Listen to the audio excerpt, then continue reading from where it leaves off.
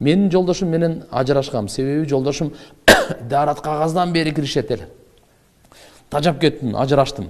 Эми мени жеткен зынакор аялсың деп адамчыдагы сөздөр менен жала жаап жатат.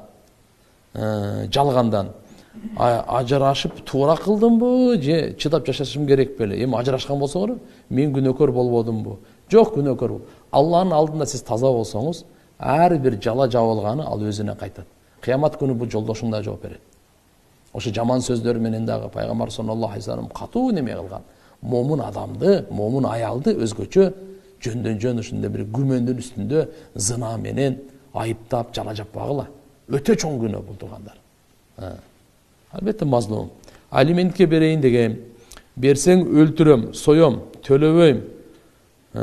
Камалып чыкканым жакшы дейт. Ошондо мен мазлум абалымда калдымбы? Алла разы болсун. Астагфирулла. Туугандар мындай да, белиңден чыккан балабы?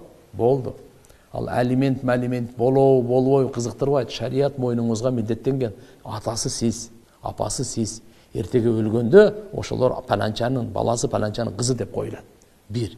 Экинчи, өлгөнүңдө дагы эртеге бала чакаң жакшы иш кылса сообу сага барат. Балалыктан антип жүзү үйрүбөш керек. Эгерде ушунча эле шектене берсең, анда больницага караштыр. Сенин балаңбы, балаң эмеспи ушундай.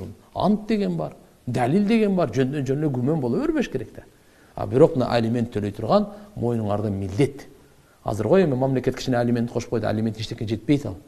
Бала чаканын кийим кечесин арасы мисалы Кудай сактасын, эми ушундай тагдыр ушундай болуп ажырашып кеткен болсо, аны багып, өстүрүп, чоңойтуп атанын мойнунда.